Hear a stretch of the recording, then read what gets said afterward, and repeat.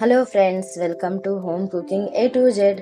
ఈరోజు మనం half litre పాలతోనే, అది కూడా ఒక మెయిన్ ఇంగ్రీడియంట్ వేసి ఇంట్లో ఫ్యామిలీ మొత్తానికి సరిపడేలాగా రోల్ కట్ కుల్ఫీని తయారు చేసేద్దాం ఫ్రెండ్స్. ఇది చేయడమే కాదు, ఇది టేస్ట్లో కూడా చాలా బాగా ఉంటుంది. మీరు ఒకసారి తప్పకుండా ట్రై చేయండి. ఈ రెసిపీ కోసం మనం ముందుగా గ్యాస్ మీద ఒక ప్యాన్ని పెట్టుకొని అందులో హాఫ్ లీటర్ వరకు ఫుల్ క్రీమ్ మిల్క్ని యాడ్ చేశాను. ఫుల్ క్రీమ్ మిల్క్ అయితే దీని టేస్ట్ బాగుంటుంది. పాలల్లో ఫ్లేవర్ కోసం 2 ఇలాచీని యాడ్ చేశాను. పాలు ఒక పొంగు వచ్చే లోపల పక్కన ఒక చిన్న బౌల్ తీసుకొని అందులో 1/4 కప్ వరకు పాలని యాడ్ చేసి అందులో 2 టేబుల్ స్పూన్స్ వరకు మిల్క్ పౌడర్, 1 టేబుల్ స్పూన్ వరకు కార్న్ఫ్లోర్ వేసి ఇవన్నీ కలిసేలాగా ఒక స్లర్రీని తయారు చేసి పక్కన పెట్టుకుందాం. ఈ స్లర్రీలో ఉండలు అనేవి ఉండకూడదు. చూడండి, పాలు అనేవి ఒక పొంగు వచ్చేసింది. ఇప్పుడు ఈ పాలని మనం కలుపుకుంటూ 5 నిమిషాల వరకు కుక్ చేసుకుందాం. ఇలాచీ ఫ్లేవర్ పాలల్లో వచ్చేసింది కాబట్టి మనం ఇక్కడ ఇలాచీని తీసేసుకుందాం. ఇలాచీని తీసేసుకున్న తర్వాత మనం ముందుగానే కలిపి పెట్టుకున్న పాల మిశ్రమాన్ని కూడా ఇందులో యాడ్ చేసి ఇవి చిక్కగా అయ్యేంత వరకు 5 నిమిషాలు కలుపుతూనే కుక్ చేసుకుందాం. పాలు కుక్ అవుతున్న సమయంలోనే మనం ఇందులోకి క్యారమెల్ని రెడీ చేసుకుందాం. దానికోసం మనం చూడండి, పాలని వేరే గ్యాస్ మీదకి ట్రాన్స్ఫర్ చేసి ఈ గ్యాస్ మీద ఒక ప్యాన్ తీసుకొని అందులో 1/2 కప్పు వరకు షుగర్ని యాడ్ చేశాను. షుగర్ని మనం మీడియం ఫ్లేమ్ మీద అయినా లో ఫ్లేమ్ మీద అయినా క్యారమలైజ్ చేసుకోవాలి. చూడండి, షుగర్ అనేది క్యారమలైజ్ అయిపోయింది. ఇప్పుడు ఈ క్యారమలైజ్ అయిన షుగర్ని మనం పాలల్లో కలుపుకుందాం. క్యారమలైజ్ షుగర్ని పాలల్లో వేసినప్పుడు అది చాలా ఎక్కువగా పొంగుతుంది. ఏం కంగారు పడకండి. పాలలో క్యారమలైజ్ షుగర్ యాడ్ చేసిన తర్వాత వెంటనే ఇవి ఉండలు కట్టకుండా పాలని బాగా కలుపుకోండి. చూడండి, 5 మినిట్స్ మనం కలుపుకున్న తర్వాత పాలు అనేవి కలర్ చేంజ్ అయిపోయాయి. ఇప్పుడు మనం ఇందులో ఒక బ్రెడ్ స్లైస్ని ముక్కలుగా కట్ చేసుకొని వేసుకుందాం. బ్రెడ్ని వేసుకున్న తర్వాత గ్యాస్ ఫ్లేమ్ని ఆపేసి దీనిని మనం రూమ్ టెంపరేచర్ మీద చల్లారనిద్దాం. చూడండి, మన మిల్క్ మిక్చర్ అనేది చల్లారిపోయింది.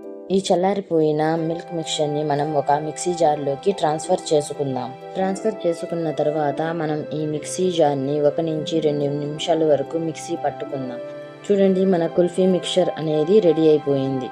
ఇప్పుడు దీనిని మనం ఇలాగా గ్లాసుల్లో అయినా, లేకపోతే మీ దగ్గర ఇలాగా డబ్బా ఉంటే డబ్బాల్లో అయినా, లేకపోతే కుల్ఫీ మోల్డ్ ఉంటే కుల్ఫీ మోల్డ్లో అయినా, ఎందులో అయినా మీరు ఈ కుల్ఫీని సెట్ చేసుకోవచ్చు. చూడండి, గ్లాసుల్లో వేసుకున్న తర్వాత ఇలాగా అల్యూమినియం ఫాయిల్తో అయినా లేకపోతే పాలిథిన్తో అయినా మీరు దీనిని కవర్ చేసి దీని మీద రబ్బర్ బ్యాండ్ని టై చేసుకోండి.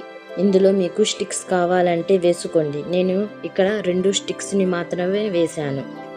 ఈ కుల్ఫీ గ్లాసులని మనం 7 నుంచి 8 నిమిషాలు లేదా ఓవర్ నైట్ వరకు ఫ్రీజర్లో పెట్టి తీసుకుంటే మన కుల్ఫీ అనేది రెడీ అయిపోతుంది. చూడండి, ఇక్కడ నేను ఓవర్ నైట్ మొత్తం ఫ్రిడ్జ్లో పెట్టి తీశాను. నెక్స్ట్ మార్నింగ్కి మన కుల్ఫీ అనేది ఎంత బాగా రెడీ అయ్యిందో. 2 టేబుల్ స్పూన్ వీట్ ఫ్లోర్తోనే మార్కెట్ స్టైల్ కుల్ఫీని ఇంట్లో ఎలా రెడీ చేయాలో ఇంతకు ముందు కూడా నేను ఆ వీడియోని మన ఛానల్లో అప్లోడ్ చేశాను. ఆ లింక్ని నేను డిస్క్రిప్షన్ బాక్స్లో ఇస్తాను. మీలో ఎవరైనా ఇంట్రెస్ట్ ఉంటే ఒకసారి వెళ్ళి ఆ రెసిపీని కూడా చెక్ చేయండి. Summer special ice creams, summer special షర్బత్ మరియు రిఫ్రెషింగ్ డ్రింక్స్ కూడా మన ఛానల్లో అవైలబుల్గా ఉన్నాయి. మీలో ఎవరైనా ఇంట్రెస్ట్ ఉంటే ఒకసారి డిస్క్రిప్షన్ బాక్స్ని చెక్ చేయండి.